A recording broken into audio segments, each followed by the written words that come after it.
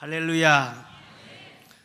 오늘 맥주 감사제인데 귀한 절기를 주신 하나님 앞에 감사와 영광을 올려드립시다. 감사합니다. 감사는 기적의 열쇠입니다. 감사가 뭐라고요? 아멘. 그 열쇠를 다 소유하시기를 바랍니다. 우리가 보리 농사는 안 짓지만은 때를 따라 이른 비와 늦은 비 같은 은혜를 내려주시고 또 우리에게 생명과 건강과 평안을 주신 하나님, 그리고 우리 모든 생활을 당하는 대로 돌봐주시고 또 격변하는 세계 정세 가운데서도 우리나라를 지켜주시고 여기까지 도와주시는 분이 우리 하나님이신 줄로 믿습니다. 그 하나님 앞에 우리가 감사하고 하나님을 기쁘시게 하면은 우리의 모든 미래도 하나님께서 아름답게 이끌어 가실 줄로 믿습니다. 사막을 여행하는 사람들에게는 하나의 수칙이 있다고 합니다. 그게 뭐냐 하면은 사막 한복판을 가다가 길을 잃었을 때는 지도를 보지 말고 하늘의 별을 보라는 것입니다. 그렇죠? 주위가 온통 사막인데 지도를 봐도 어디가 어딘지 분간할 수가 없는 거예요. 그때 하늘의 별을 보고 길을 찾으라는 거예요. 오늘 본문 말씀 보면 우리 인생을 사막을 여행하는 그런 사람으로 비유를 하고 있습니다. 사막은 길도 없어요, 샘도 없어요, 수풀도 없어요. 사람이 살 수 없는 곳이에요.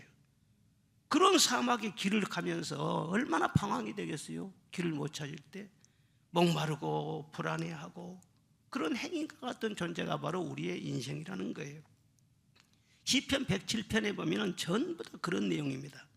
흑암과 곤고와 쇠사슬에 매이고 사망의 그늘에서 단식하고 근심하며 또 바다를 항해하다 강풍을 만난 사람처럼 이리저리 구르고 비틀거리고 혼돈 속에 빠지고 또 재난과 환난과 우환으로 고통을 당하고 이처럼 인생사를 많이 이렇게 겪게 되는데 이런 문제를 어떻게 풀어나가느냐, 어떻게 헤쳐나갈 수 있느냐, 어떻게 길을 찾아서 나아갈 수가 있느냐, 그 답을 주시는데 그 답이 뭐예요? 1절에 여호와께 감사하라. 그는 선하시며 그 인자하심이 영원하미로다. 그리고 감사의 절기를 지켜라. 뒤에 보면 그런 말씀이 나와요. 딱 한마디입니다. 다른 복잡한 말들을 많이 하는데 1절에 제일 먼저 내세운 말씀이 뭐냐 하면은 여호와께 감사라는 거예요. 키워드로 감사라고 하는 말씀을 우리에게 주신 거예요. 탈무드에 보면은 사방이 막히고 길이 보이지 않을 때는 위를 보라 그런 말씀이 나옵니다. 어차피 길은 하나님께 있어요. 구원도 하나님께 있어요. 목마른 자에게 물을 주시고 광풍을 만난 자에게 평안을 주신 분도 하나님이세요. 그런데 그 하나님께 감사하라. 거기로부터 길을 찾게 되고 구원의 은총이 시작된다는 것입니다. 하나님은 다른 것은 요구하지 않아요. 우리에게 무슨 지혜나 능력이나 우리에게 부와 권세와 막 그런 건 내놓으라 그렇게 말하지 않아요. 그런 것은 하나님께도 차고 넘칩니다. 시편에 보면은 여호와는 말의 힘이 세다 하여 기뻐하지 아니하고 사람의 다리가 억세다 하여 기뻐하지 아니하고, 다리가 억세가지고 막 달리기 위해서 1등 나고 막 축구를 해서 말이죠, 메시같이 말이죠, 골을 잘 넣고 그러면 사람들은 막 박수 쳐지 않아요? 그런데 하나님께서는요 그게 별로 안 기쁘대요. 어떤 사람을 기쁘시게 하느냐? 여호와의 인자하심을 바라며 자기를 경외하는 자를 기뻐하시는도다. 인자하심을 바라며 감사할 줄 아는 자, 그런 자를 기뻐하셔가지고 사막 같은 그런 세상 길을 가는 동안에도 길 잃지 않게 해주시고 고통에서도 건져주시고 그를 위하여서 신기한 일을 행하신다, 기적을 행하신다, 그런 말씀이 본문에 자주 나오고 있는 것입니다. 우리가 받은 은혜가 얼마나 많습니까? 우리가 찬송할 때 만 가지 은혜를 받았으니 내 평생 슬프나 즐거우나 그렇게 우리가 감사하리라 그렇게 찬송을 하죠. 만 가지 은혜도 넘어요. 그런데 그 많은 은혜 중에서 그리스도인이라면 반드시 해야 될 감사가 있어요. 이거 하면은 그리스도인이고 이거 안 하면 그리스도는 아니에요. 세 가지가 있는데 첫째가 무엇이냐? 속량받은 것을 감사하라는 거예요. 오늘 2절에 보니까 속량받은 자라는 말씀이 2번 나옵니다. 속량이란 뭐냐? 사전에 찾아보면요, 종의 신분을 면하여 양민이 되게 함, 그렇게 기록이 되어 있어요. 우리나라 조선시대에 노비가 있었지 않습니까? 태어날 때부터 노비예요. 그런데 돈을 지불하고 양민의 신분을 얻게 하는 거, 이게 바로 속량이라고 하는 거예요. 우리도 영적으로는 그렇습니다. 우리가 출생할 때 어머니 모태에서부터 우리는 죄인이었어요. 죄 가운데 출생했었어요. 우리는 죄를 지음으로 죄인이 된 것이 아니라 우리의 조상 아담과 하와가 하나님 말씀을 거역하고 선악과를 따먹고 불순종하고 타락함으로 말미암아 그 혈통을 받은 모든 인간들은 죄 중에서 출생하게 돼요. 그래서 우리는 죄의 종이에요. 그렇게 맨 죄를 짓지. 사망의 종이에요. 맨 죽을 일이 많지. 죽고 싶다고 그러지. 마귀의 종이에요. 마귀로하고 마주 박수치는 그런 일만 맨 골라서 하지. 그러다가 저 마귀 지옥 갈 때에 너도 가겠구나. 마귀 종노릇만 마귀 종노릇 하다가 마귀가 지옥 불러 간단 말이에요. 이게 바로 우리의 본질이란 말이에요. 우리의 인생. 다 모든 그런 처지에 있어요. 그러니까 아무리 노력하고 힘써도 종의 신분을 벗어날 수가 없습니다. 종 대우밖에는 받지를 못하는 것입니다. 그런데 우리 예수님께서 피를 많이 흘려주셨어요. 한 방울도 남김없이. 그리고 그 피값으로 지불하시고 죄에서 우리를 자유케 하신 줄로 믿습니다. 그래서 종의 신분을 면하고 하나님의 자녀가 되는 권세를 주시는 거예요.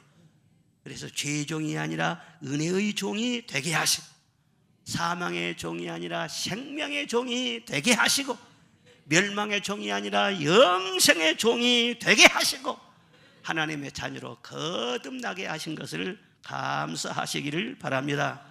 여러분, 인생 사는 데 보면 큰 일이 있고 작은 일이 있어요. 모든 일이 똑같지 않아요. 근데 큰 일을 해결해 보세요. 그러면 작은 일도요 저절로 다 해결돼. 근본적인 문제를 해결하면 지엽적인 문제는 다 해결돼요. 그런데 진짜 큰 문제, 집안에 큰 문제가 있는데 그걸 해결을 못해. 그러면 작은 일들은 아무리 힘쓰고 애쓰고 부지런히 돌아다니고 아무리 참고 기다리고 그래도요 이 불행을 벗어날 수가 없는 거예요. 사람이 아무리 노력하고 큰 성공을 거두고 출세하고 유명하게 됐다 할지라도 그것은 사실은 작은 문제예요. 큰 문제가 아니에요. 가장 큰 문제가 무엇이냐? 죽음의 문제란 말이에요. 그런데 이 죽음의 문제를 해결하지 못하면 그 인생의 불안과 두려움에서 절대로 벗어날 수 없는 것입니다. 어디서 와서 왜 살며 어디로 가는지도 모르는 그런 인생인데 얼마나 그 삶이 불안하겠어요. 나이가 들수록 얼마나 불안하겠어요. 지난주에 어떤 90평생을 사신 분이 자기 인생을 돌아보면서 책을 썼어요. 그래서는 뭐라고 했나 하고는 제가 그 책을 좀 봤지 않아요? 근데 주 내용이 무엇이냐? 90인생을 살아보니까 참 인생은 허무하더라는 거예요. 꼭 전도서 같은 말씀을 써놨어요. 잘나고 돈 많은 사람이나 절절 기며 사는 사람이나 다 한 세상 살다가 결국은 모든 것 다 두고 그대로 가더라는 거예요. 더 많이 가지려 하고 더 높이 오르려고 안간힘을 쓰지만은 다 거기서 거기더라는 거예요. 빈손으로 와서 산전수전 다 겪고 빈손으로 가는 게 인생이다. 그렇게 정의를 했어요. 인생 역정을 통달한 것처럼 그렇게 설파를 해놨는데, 근데 아무리 봐도 가기는 가는데 어디로 간다는 말이 없어요. 그렇죠? 아니, 그런 분이 아니라도 인생은 다 갈 줄은 알지. 그런데 어디로 가는지를 모르잖아요. 그러니까 답답하지 않아요? 사랑하는 여러분, 사람은 바람처럼 구름처럼 죽으면 사라져버리는 존재가 아닌 것입니다. 한 번 죽는 것은 사람에게 정한 것이요 그 이후에는 심판이 있으리라. 나는 길이요 진리요 생명이니 나로 말미암지 않고는 아버지께 올 자가 없느니라. 나를 믿는 자는 죽어도 살겠고 살아서 믿는 자는 영원히 죽지 아니하냐고 살리라. 할렐루야. 예수님이 십자가에서 죽으셨어요. 확실하게 죽으셨어요. 그때 3일 만에 다시 살아나셨어요. 그리고 하늘나라로 승천하셨어요. 우리들 예수님 딱 믿으면 예수님과 내가 하나가 되는 줄로 믿습니다. 그래서 나도 죄에 대해서는 죽습니다. 그는 다시 예수님과 함께 부활하게 되는 것입니다. 그리고 예수님이 계신 하늘나라로 휙 올라가게 될 줄로 믿습니다. 예수님을 믿는다는 게 이런 놀라운 변화인 거예요. 이게 속량이라고 하는 거예요. 예수님을 믿고 안 믿고 차이가 얼마나 크다는 것을 알아야 돼요. 사랑하는 여러분, 예수님을 나의 구주로 믿으면 아멘 하시기 바랍니다. 아멘 하시기 바랍니다. 그 은혜를 감사해야지. 저도 예수님 믿고 지금까지 오면서 얼마나 많은 은혜를 받았는지 몰라, 복을 많이 받았는지 몰라. 그런데 그런 모든 것은 다 짜투리하게 복이야. 보이는 것은 짜투리 복이야. 진짜 큰 복이 무엇이냐? 잃었던 생명 찾았고 광명을 얻었네. 내가 영원한 생명을 얻었다는 거예요. 여러분, 우리는 죽지 않습니다. 사람들이 죽는다고 말하면 우리는 천국으로 이사갈 줄로 믿습니다. 천국은 이 세상보다 1000배 만배 더 좋을 줄로 믿습니다. 이 은혜를 감사할 줄 알아야 그리스도인이에요. 나를 속량해 주시는 은혜. 찬송가 298장 우리 1절만 한번 부릅시다. 1절.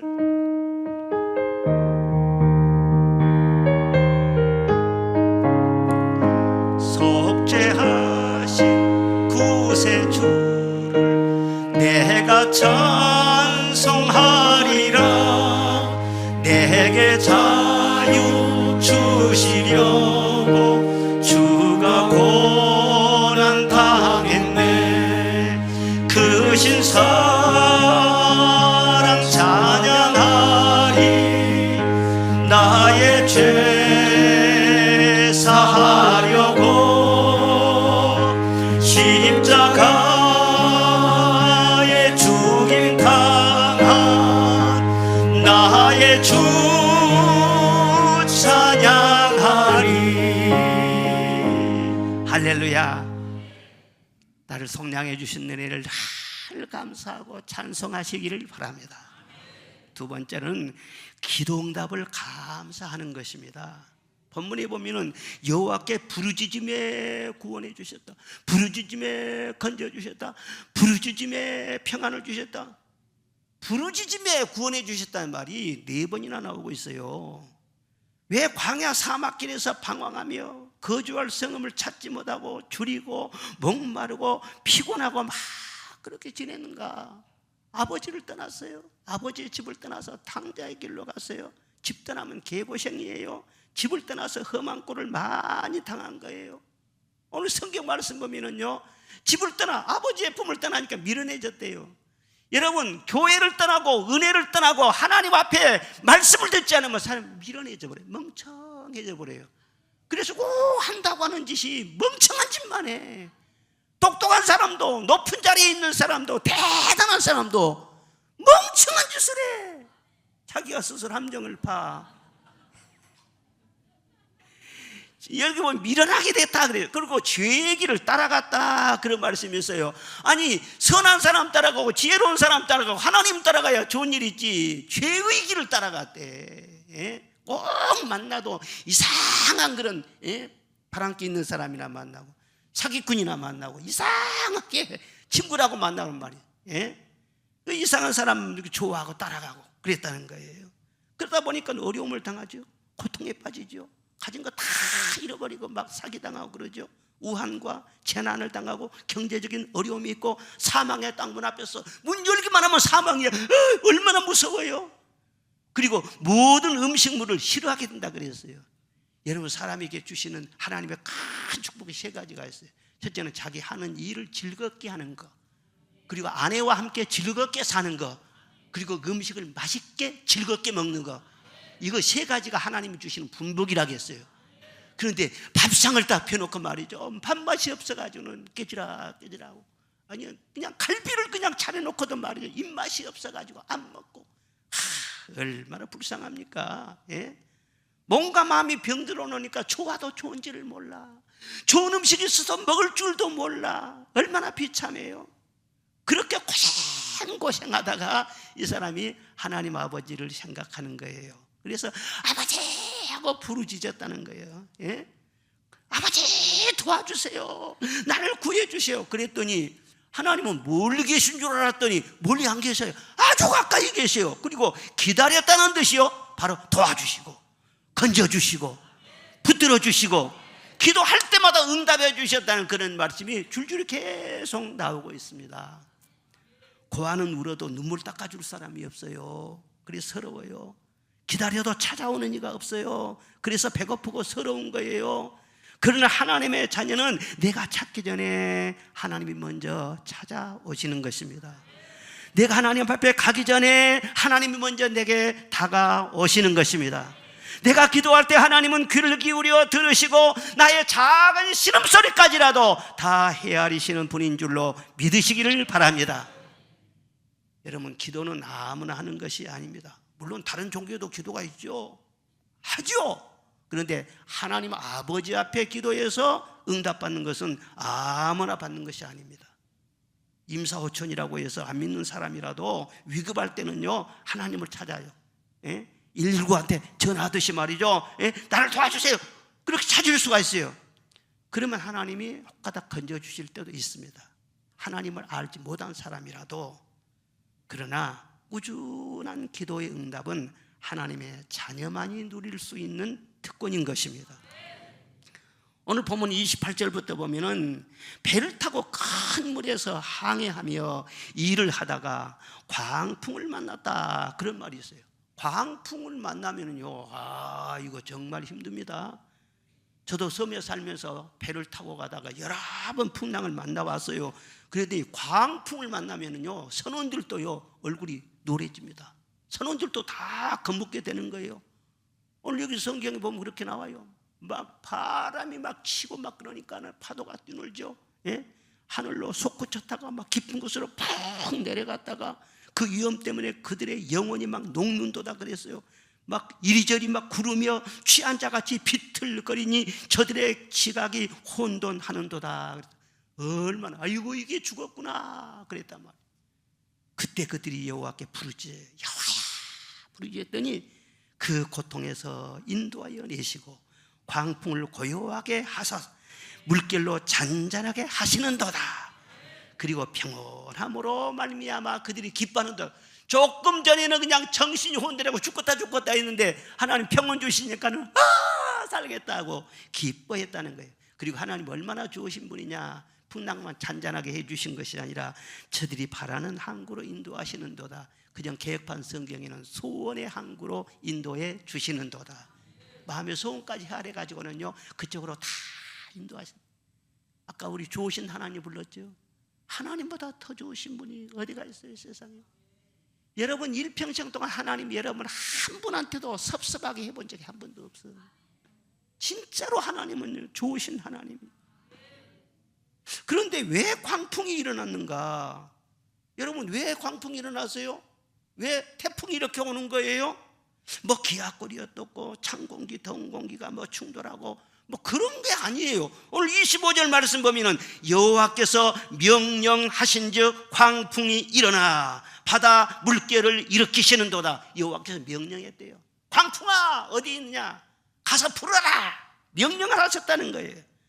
왜 광풍을 보내셨느냐예요. 하나님 마음을 잘 헤아려야 되는 거예요.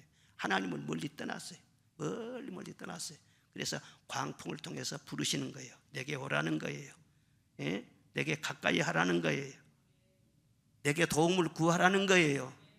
사람은 세상에 태어날 때부터 하나님만 의지하며 살 수 있도록 그렇게 디자인이 되어 있어요. 디자인 만들어졌어요. 사람을 의지해도 안 돼요. 자기 명체를 의지해도 안 돼요. 권세가 있다고 권세를 의지해도 안 돼요. 물질이 있다고 돈만 의지해도 안 돼요. 안 되게 되어 있어요. 사람은요 전적으로 하나님 한 분만 의지해야 살 수 있도록 그렇게 만들어졌어요.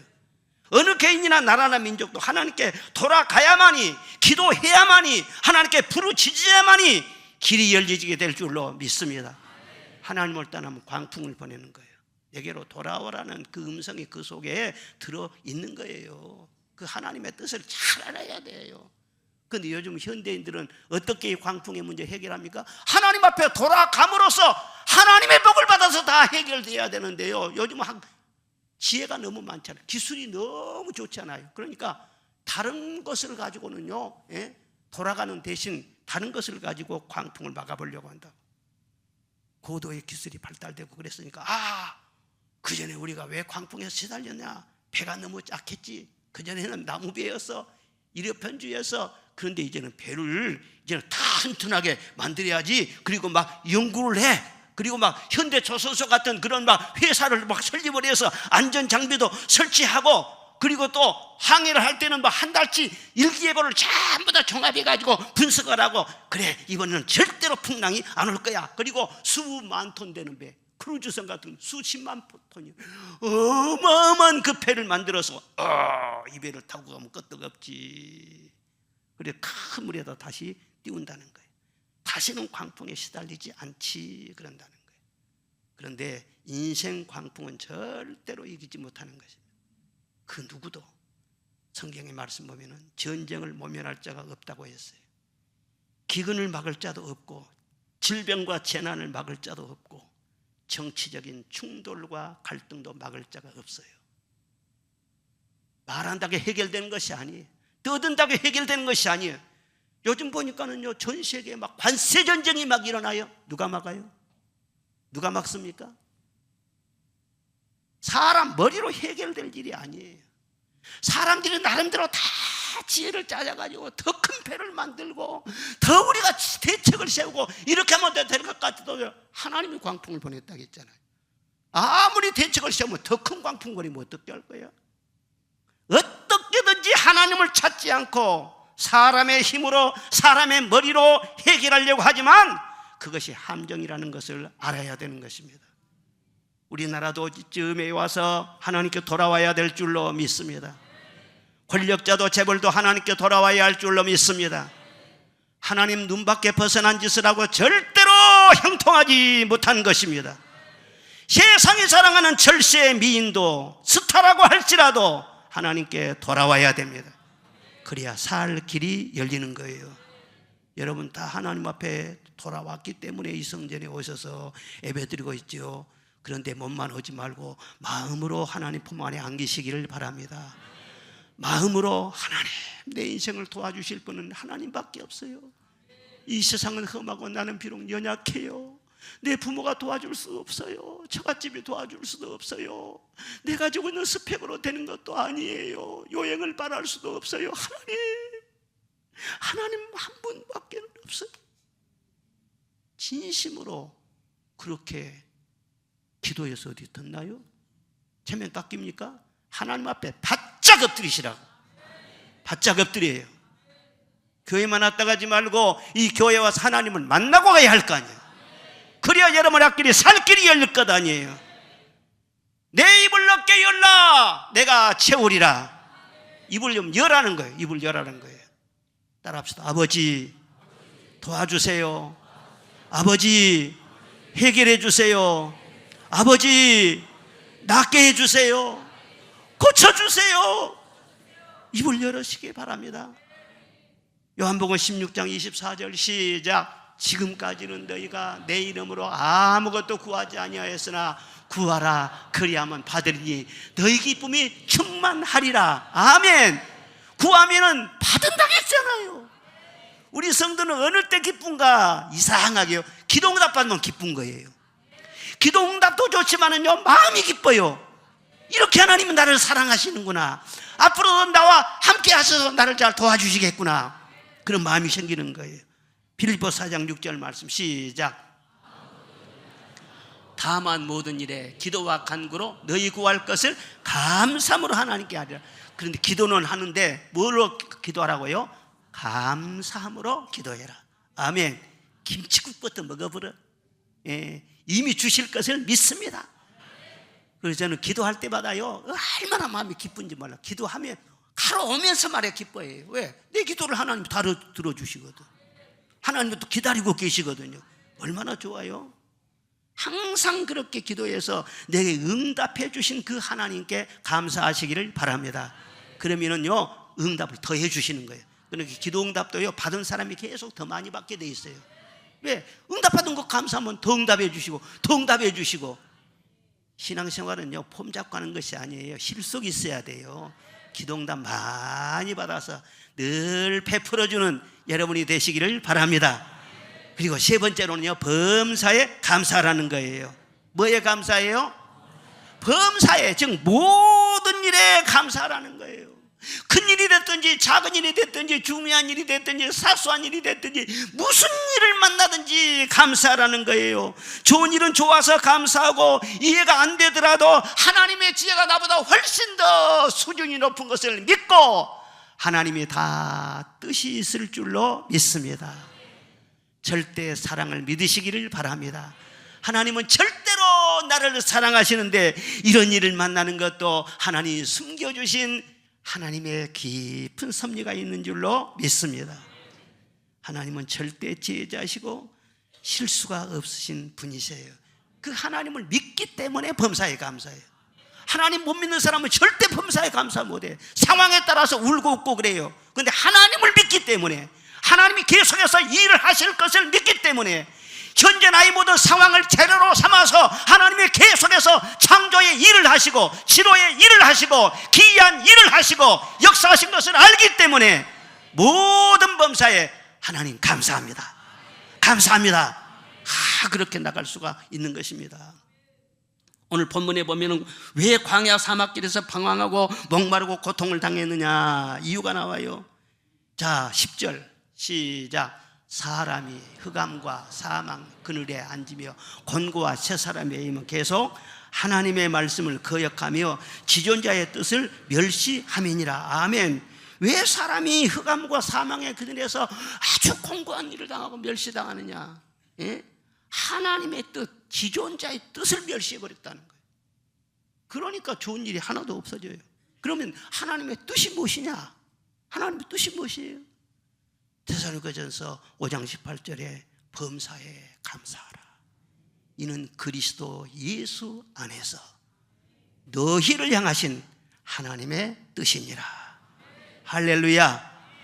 무슨 일을 당해도 그 믿음을 저버리지 마시고 하나님께 감사하며 하나님의 때를 기다리면 화가 변해서 복이 되게 되고 악이 선으로 바꿔지게 되고, 그런 것을 반드시 경험하고 고백하게 될 줄로 믿습니다.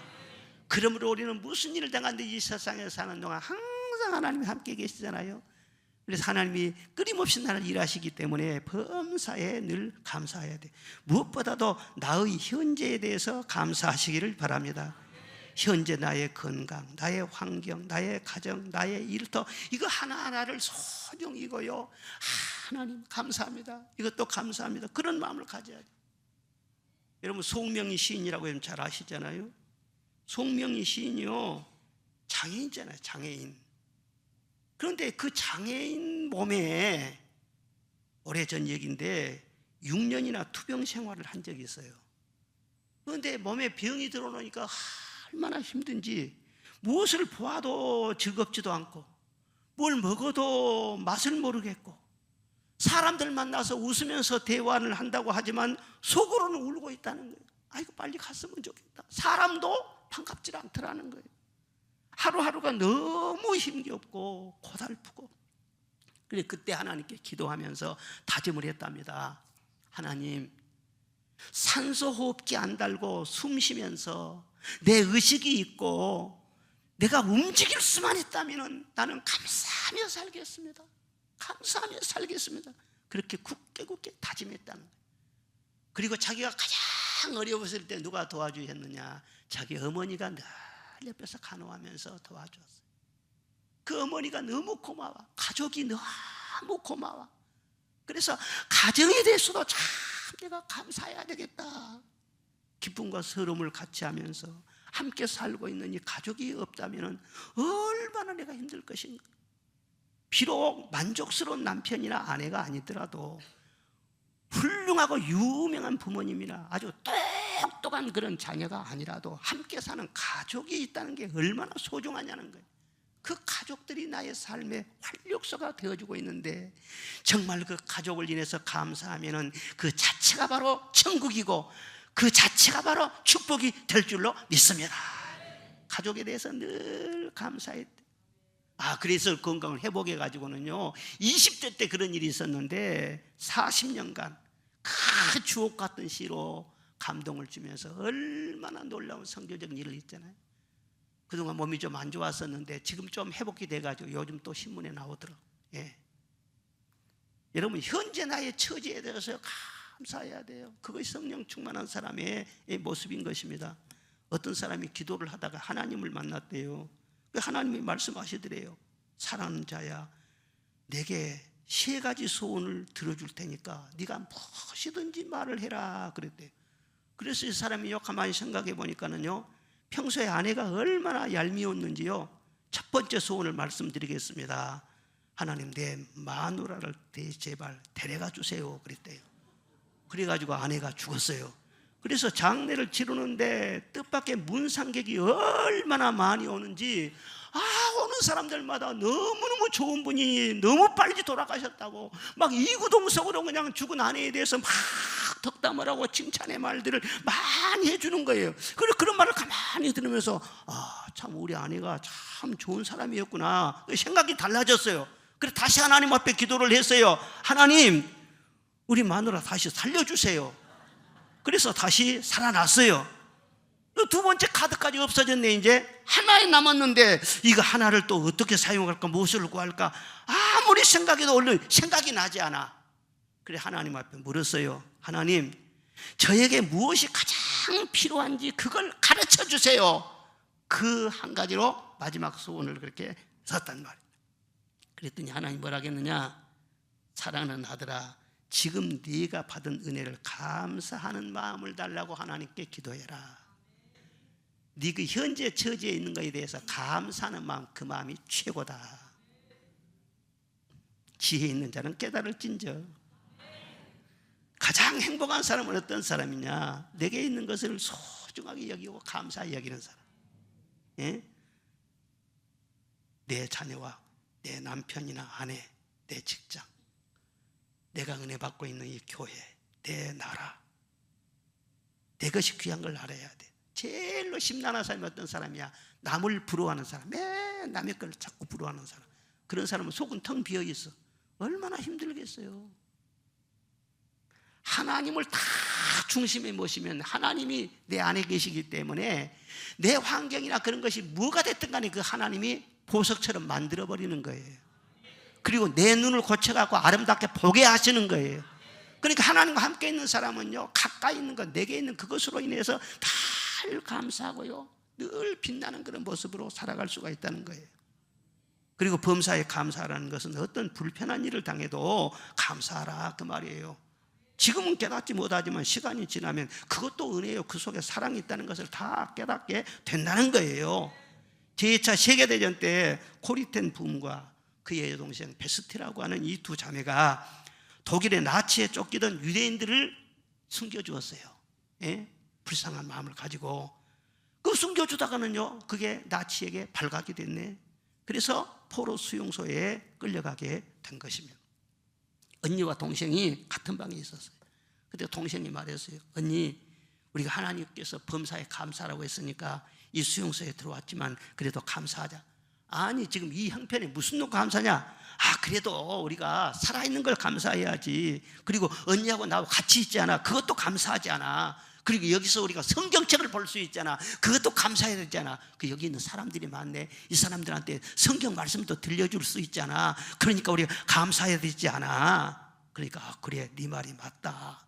그리고 두 사람이 감사 기도를 드렸습니다. 그런데 며칠 지나고 보니까는요, 감방에 벼룩이 그렇게 많더라는 거예요. 벼룩이 막 나와가지고 막 스물스물 막 기어다니고 막 그냥 막 따끔따끔 막 물어뜯고, 그런데 온몸이 얼마나 가려운지 견디기가 어려웠어요.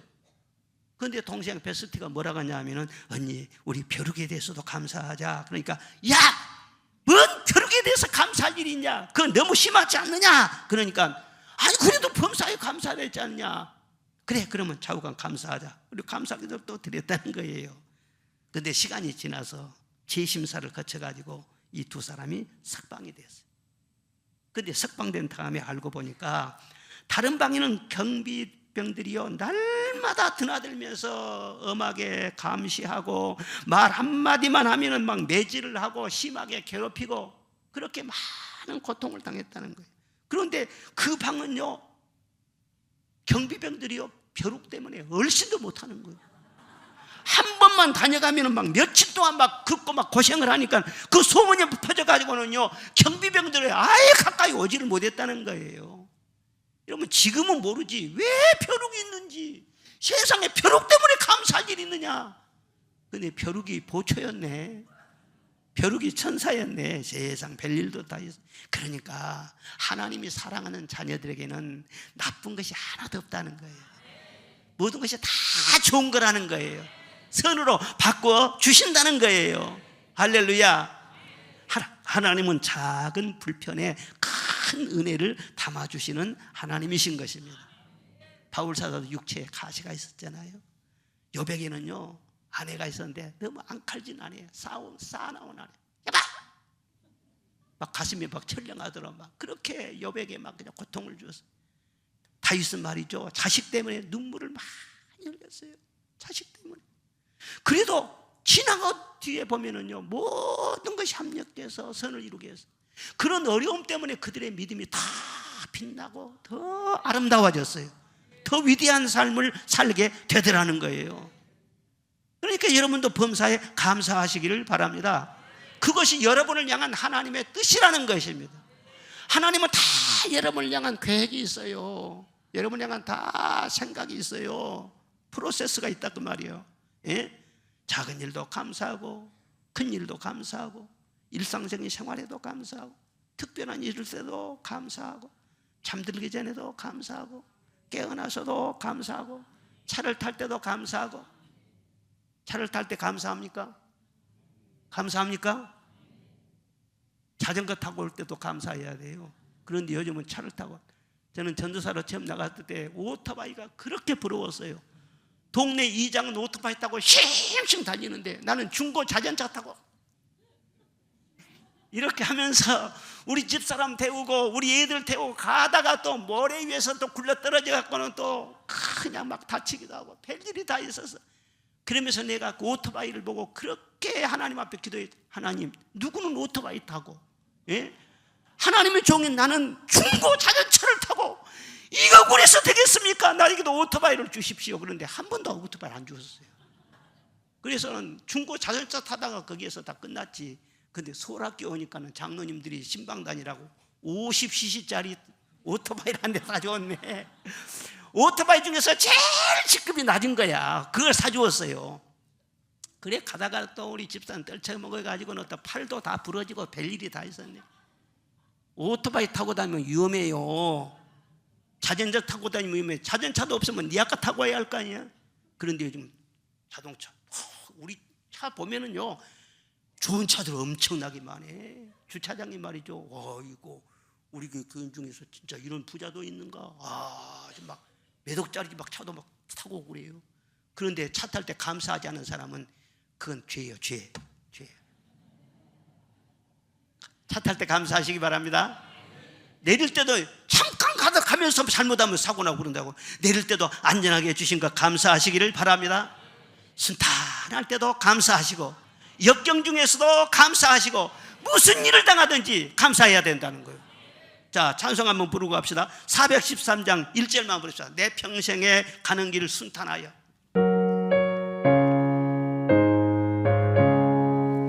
내 평생에 가는 길 순탄하여 늘 잔잔한 강 같은지 큰 풍파로 무섭고 어렵든지 내 영혼은 늘 평안하다. 내 영혼 평안해. 내 영혼 평안해. 아멘. 내 영혼 감사해. 내 영혼 감사해. 할렐루야. 우리 하나님처럼 좋으신 분이 어디가 있어요? 날마다 감사해야지. 저는 방언 연사가 새롭게 업그레이드가 됐어요. 어떻게 업그레이드가 됐느냐? 타타타타 숄라숄라 그때가 아니라요, 감사 방언이 나와봐. 감사 방언이. 감사합니다, 감사합니다가 나도 모르게 감사하고 있네. 또 올 때 나도 모르게. 감사 방언 진짜 훌륭한 방언이에요. 하나님이 주셨어요. 오늘 성경 말씀 본문에 보면은 변하게 하시니, 변하게 하시니, 변하게 한단 말이 5번이나 나와요.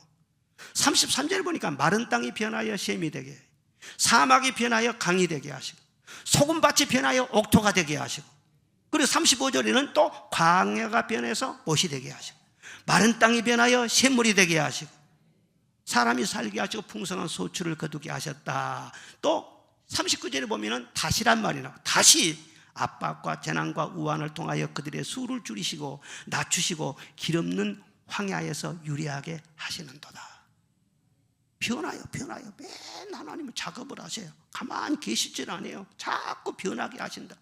또 변하게 하시고, 또 변하게 하시고, 다시 변하게 하시다. 그리고 여기 뭐라고 해서 수가 많아지기도 하시고, 수를 줄이기도 하시고, 인구가 많아지기도 하시고, 인구가 감소하기도 하시고, 출산을 많이 하기도 하시고, 저출산 되기도 하시고. 이게 하나님의 손에 있네요. 잘 알아야 돼요. 금년에 우리나라가요, 저출산 대책, 노인 대책으로 100조를 투입을 합니다. 100조. 지금까지 수년 동안 저출산 문제를 해결하기 위해서 우리나라에서 수백조를 투입을 했습니다. 수백조를. 해결됐습니까? 전 세계에서 제일 낮아요. 그런데 왜 부부가 결혼을 해가지고는, 물론 하나님이 애를 낳은 것이 아니라 부부가 낳지요. 그런데 그 부부 배후에는 누가 있느냐? 번성케도 하시고 감소하게도 하시는 하나님이 계신 거예요. 우리 낳을 마음이 안 생기면 못 낳은 거예요. 낳고 싶어도 안 주시면 또 못 낳는 거예요. 이 저출산 문제가 어디서 나왔느냐? 이게 바로 하나님께로부터 나왔다는 거예요. 우리 민족이요, 노력하고 돈만 투입할 것이 아니라 하나님께 돌아와야 돼요. 하나님 진노하실 일을 하지 말아야 돼요. 잘못된 일을 계속하면서 나라 인구가 감소해 보세요. 모든 거 다 약해집니다. 그렇잖아요. 하나님께로 돌아가야만이 가정이 살게 되고, 부부간에도 화목되게 되고, 부부간에 화목하고 행복하게 살아야만이 자식들도 낳고 싶고, 그 자식들이 또 어렸을 때 좋은 추억이 있어야만이 결혼해가지고 나도 애를 많이 낳자. 그래가지고 인구가 점점 부흥이 되고 그런 거 아니겠어요? 하나님께서는 변하게 하신대. 변하게 하시고, 가만히 계신 분이야. 현재 있는 우리 모든 것들이 그대로가 아니에요. 항상 오늘만 같더라, 항상 이대로만 돼. 아니에요. 계속 변하게. 나쁘게 변하기도 하시고 좋게 변하기도 하시고. 아유, 그러면 하나님은 변덕이 심하시네. 도대체 하나님 어떻게 비율을 맞춰야 좋게 변하게 하실까? 마른 땅이 옥토가 되게 하시고, 사막에도 강이 흐르게 하시고, 인구도 많아지게 하시고, 좋게 변하게 하실까? 그 하나님은 변덕장이가 아닙니다. 하나님의 뜻은 일정합니다. 우리가 감사만 잘하면은요, 하나님은 좋게 변하게 하시고, 더 좋게 변하게 하시고, 더 좋게 변하게 하시고.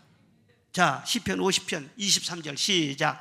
감사로 제사를 드리는 자가 나를 영화롭게 하나니 그의 행위를 옳게 하는 자에게 내가 하나님의 구원을 보이리라. 아멘. 뭐 여러 가지 말할 것 없어요. 감사 하나만 하나님 마음에 들게 잘하면은 하나님은 아낌이 없고 어려운 환경도 얼마든지 아름답게 만들어 주시고 변하게는 하시는데 좋게 변하게 하신다는 거예요. 여러분, 다윗이 정치 잘해가지고 그렇게 위대한 왕이 됐습니까? 성경 말씀 보면은요, 다윗이요 문제가 많은 사람이에요. 그런데 하나님 앞에 늘 감사하고 늘 찬송하고 늘 하나님을 가까이 해요. 그러니까 하나님께서 좋게 만들어 주신 거예요. 다윗이 다 어지러놨어요. 그런데 하나님께서 좋게 만들어 주신 거예요. 그래서 나중에는 또 하나님은 뒤로 빠지시고 말이죠, 다윗이 잘했다 그러죠. 사실 우리 인간은 말이죠, 우리가 사고를 많이 치고 다니고 일을 많이 만들고 다닌다. 여러분도 마찬가지예요. 그런데 하나님을 늘 가까이 하고 감사하고 그러잖아요. 그럼 허물은 다 덮어버려요. 그리고 여러분이 일을 한 것처럼요, 잘했다 하고 다른 사람들도 막 박수 쳐주고 그렇게 된다고. 양심 있으면 다 깨달을진저. 그렇죠? 지금까지 내가 사할해 온 것이 내가 잘해서 잘한 거 아니니, 목사님 말씀 듣고 보고 진짜 그러네. 하나님이 나쁜 것은 다 감춰주시고 나를 이렇게 띄워주시고 그러네. 얼마나 감사해요. 그러니까 감사 하나만 딱 마음에 들게 하면 하나님은 아픈 것이 없어요. 그러니까 감사가 기적을 창조하는 열쇠라고 하는 거예요. 감사는 날개와 같아서 어디든지 날아가게 하시고 아름답게도 하시고 넓은 세계를 꿈을 펼치면서 쫙 나가도록 밀어주는 것이 바로 감사라고 하는 거예요. 그런데 여러분, 감사를요 쉽게 생각해서는 안 되는 것입니다. 감사가 그렇게 쉽게 나온 것이 아니에요. 마틴 루터는요, 마귀의 세계는 감사가 없다고 했어요. 스펄전은 말하기를 원망과 불평은 가시덤불같이 가꾸지 않아도 잘 자라지만은 감사는 은혜 아니면은 절대로 할 수가 없다고 했어요. 감사는 성령 충만한 사람만이 할 수 있는 것입니다. 아무리 감사하고 살아도 어쩌다가 시험 들어보세요. 그러면 제일 먼저 뭐가 사라지느냐? 감사가 사라져버려요. 그리고 불평이 당당하네. 이게 감사예요. 그러니까 항상 우리는 영적인 관리를 잘해야 돼요. 늘 성령 충만함으로 그렇게 살아야 되는 것입니다. 사랑하는 여러분, 우리 하나님께서 우리 인간을 만드실 때 진흙 한 덩어리로 사람을 만드시고 생기를 불어넣어 사람이 되게 하셨어요. 우리는 하나님의 손 안에 있는 진흙과 같아요. 여러분의 가정도 우리 교회도 이 나라도 하나님의 손에 있는 진흙과 같은 존재예요. 하나님께서 어떻게 변하게 하시고 어떻게 만드실지 그것은 하나님의 생각 속에 있는 거예요. 우리 하기 나름이에요. 하나님께 가까이 해야 돼요. 그리고 감사해야 돼요. 그러면 하나님께서 진흙을 빚어 만들듯이 여러분의 가정을 새롭게 만들 줄로 믿습니다. 이 나라를 새롭게 만들 줄로 믿습니다. 감사 잘해서 기적을 계속해서 보는 여러분 되시기를 주의 이름으로 축원합니다.